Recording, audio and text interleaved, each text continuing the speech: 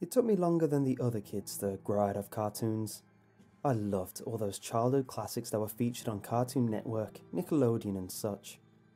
It's funny, if you go on any nostalgia blogs nowadays, you'll see people acting like they always loved cartoons.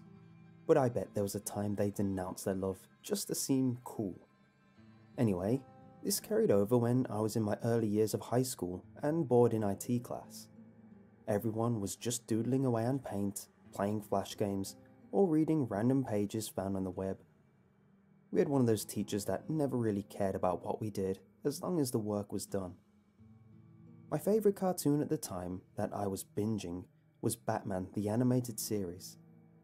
Out of boredom, I was just searching away random pages on search engines. First, I typed in Batman the Animated Series Trivia, which came up with a plethora of random facts about the show. I then found some little interviews about the behind the scenes and making of, which was pretty interesting. After hearing the same facts over and over though, I changed things up a bit. I decided to search for fan sites to see what others thought of the show. First, I found some popular blogs sharing fanfictions and theories. I even found a few hate pages which peeved me. But alas, I eventually fell into a monotonous grind through the pages of search results. I eventually hit the double-digit figures of search pages, which is when you find the more bizarre and less relevant pages. I came across some role-playing forums, illegal streaming sites of the show, and even a fanatic who acted out episodes in costume.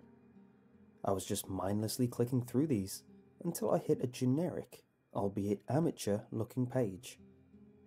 It had a generic spiel about how they loved the show, and there were pages of commentary written down on an episode-by-episode basis. I was curious, but as I was getting into things, a pop-up came up. You have been selected for a chance to win £100,000. Obviously, I'd been warned by my parents to be cautious about things that are too good to be true. But I was also at that age where I felt I was destined for something special, and this could be it. I hesitantly clicked on it, and it led to some questionnaire, one question at a time. First, it asked a generic question about Batman.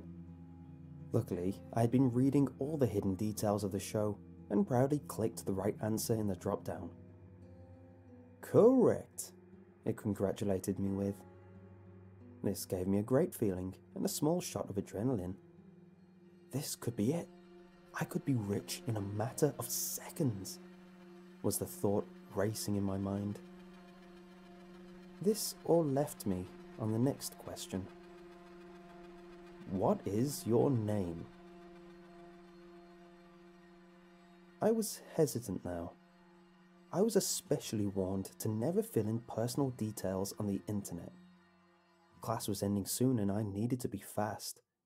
If I answered, I could get in trouble, and if I left it, this opportunity would slip me by.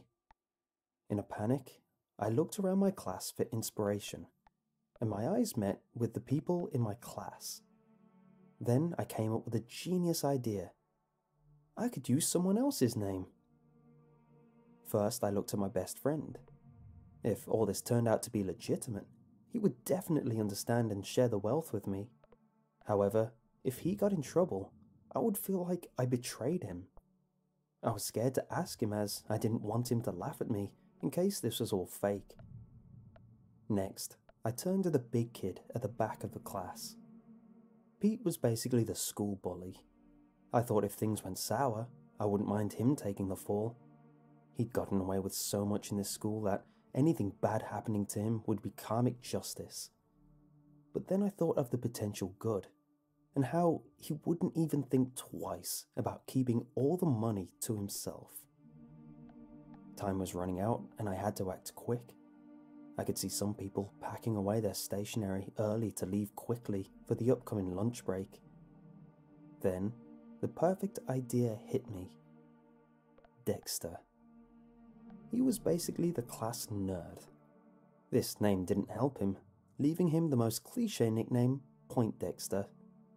He was weak-willed, easily pushed around. A bad quality to have, but if he got the money, I could easily sway him into being on my side and splitting the pool with me. And if things went sour, I could easily deny any connection. I didn't really have much connection with him, and I wasn't that type of kid, so no one would suspect me. It was the perfect choice.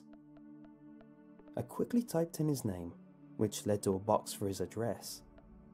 I had it offhand from his birthday party flyer, which no one showed up to. It would have been social suicide to have shown up. I pulled out the creased flyer from my backpack and hastily filled it in. After that, the pop-up just thanked me and closed. It was anticlimactic to say the least. It was just in time though, as everyone was flooding out for lunch and I didn't want to look suspicious, so I closed everything down and left. Weeks went by and seemingly nothing happened. I didn't want to ask Dexter about it, as I didn't want to look stupid that I'd fallen for such a thing, and I didn't want him to know I was filling in his details on random sites. He certainly never acted different in that time, so I figured he hadn't received the money. It was slowly hitting me that I may have been duped. I was watching him at lunch to see if he brought anything with him that may show he secretly received a lump of money, but he just pulled out some simple sandwiches and a chocolate bar.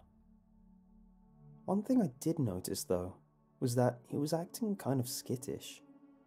He would occasionally pop his head up from eating, look around with wide eyes, and strafe back down to eat some more. I figured he was just looking out for kids who were looking to grief him. He really was a big target for many bullies. A week or two later, and things started getting more noticeable, but not in a good way. His grades started slipping.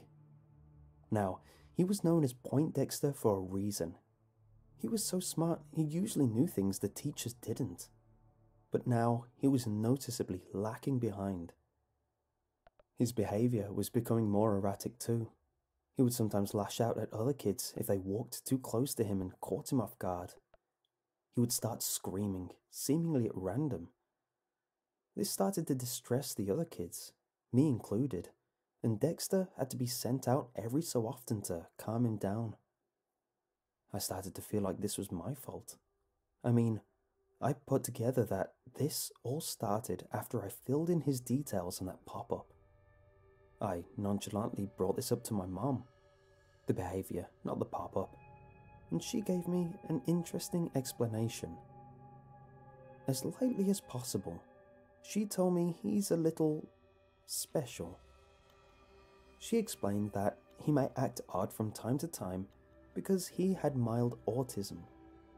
I later learned that he was diagnosed on the cusp of the spectrum, where he could be in school with the regular kids, which is an offer his parents took up. This explanation was easy to stomach, and as bad as this sounds, I rejoiced inside, knowing it wasn't my fault. Time went by, and things were getting worse. He would show up to school, exhausted and pale, dark circles around his eyes. I no longer felt bad about the pop-up though. I more felt sorry for his parents. I couldn't imagine what it was like for them. But I just accepted this as how things were.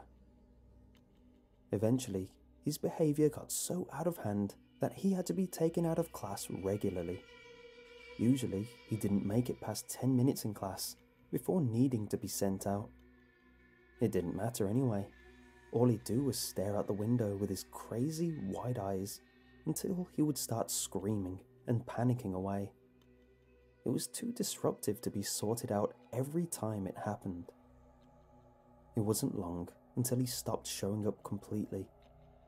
I asked my parents about it, and they were oddly quiet about it. I asked the other kids, but they said they had a similar response from their parents. We were simply constantly told not to worry.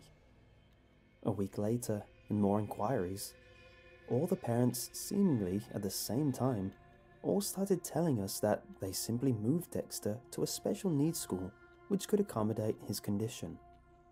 Some of the other kids didn't believe their parents, but it was spread enough that it was eventually settled as truth. Now, the reason I'm telling you all this is because of what I found out recently. I found out what really happened. He didn't move. He was kidnapped. On his bed was a note left in scratched, barely legible writing saying, "Dexter is a greedy boy. Dexter is a greedy boy. Dexter is a greedy boy," over and over again. After he went missing, a silent search operation was conducted around the town to see if they could find him. While searching the industrial estate to see if he was hiding away in an abandoned warehouse, they found his body. His body was stuffed with coins and notes recently stolen from a bank. There was also evidence of the worst things imaginable having happened to him, but you don't need me to describe them to you. It was decided to be kept from the kids to stop fear-mongering and trauma. Plus, telling the kids wouldn't have made us more safer anyway. This wasn't a random kidnapping. There was plenty of evidence that it was premeditated, planned, and was a one-off. However, no evidence could be found of a motive. Except for what I know. I think I may have gotten my classmate killed.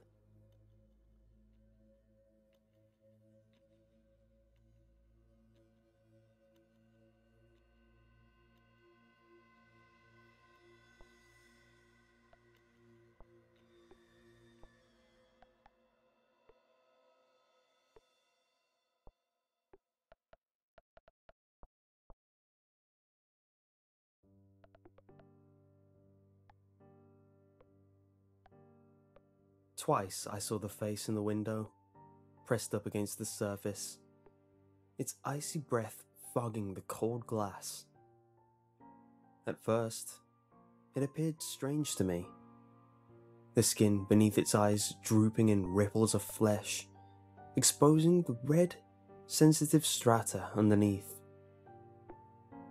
It was the winter of '83, and I had booked the cabin for 3 nights. Only 3. A break was needed. Somewhere to relax. Somewhere to recover. I'd had a heart attack 2 months earlier. A painful, excruciating experience which I would not wish on my worst enemy. Lying there, sprawled across my kitchen floor, the sharp agony had siphoned through my veins, chest, arm, jaw.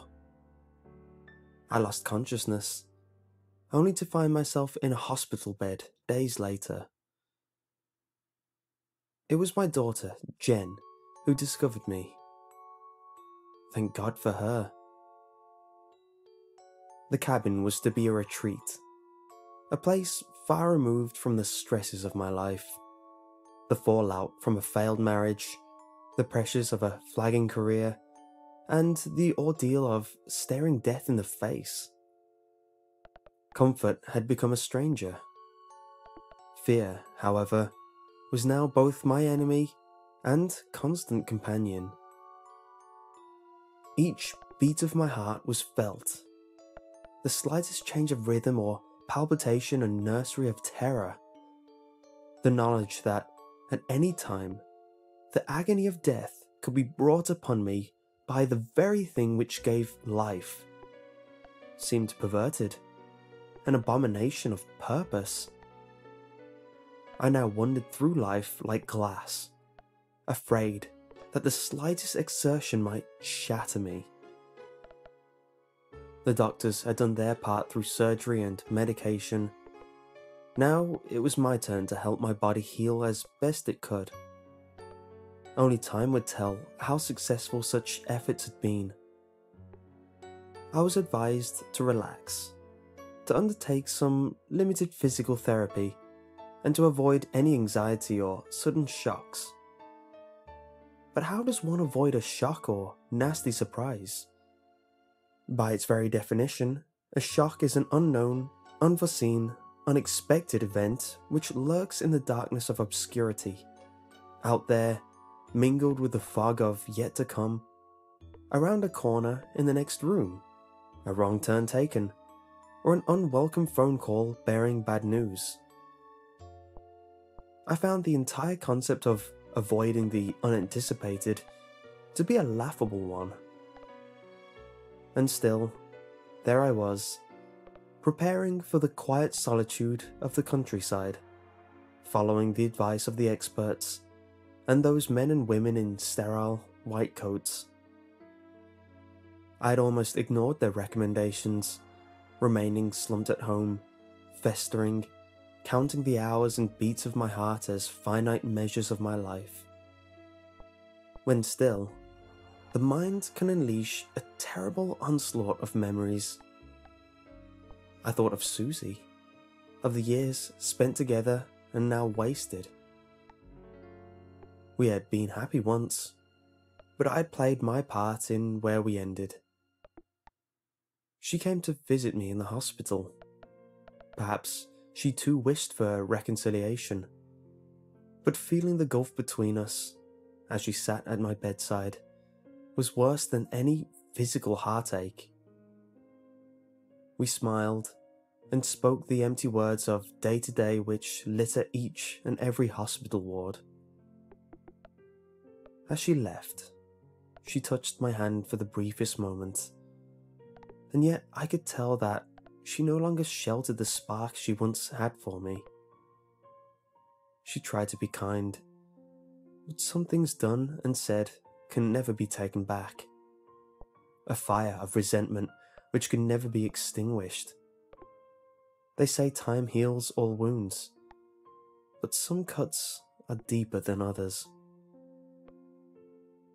In those bleak days of loneliness, I had only the thought of my daughter to keep me from slipping into a dark depression.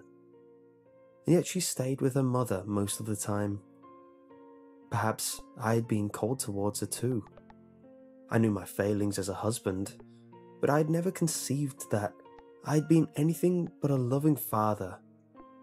And so, I lived for those brief 2 days a week when I could see her. The in-between times were filled with fear of death and thoughts of worthlessness. Friends, family, doctors, they all urged me to go on a holiday. But I was afraid, scared of my heart giving up, frightened by the possibilities brought forth by an anxious mind preoccupied with the fragile body which housed it. If it hadn't been for Jay, I would never have gone. He visited me several times a week and encouraged me to be as upbeat as possible with his usual quips and jokes. He kept me going, in fact, and finally persuaded me that a few days away in the countryside would do me good. Still,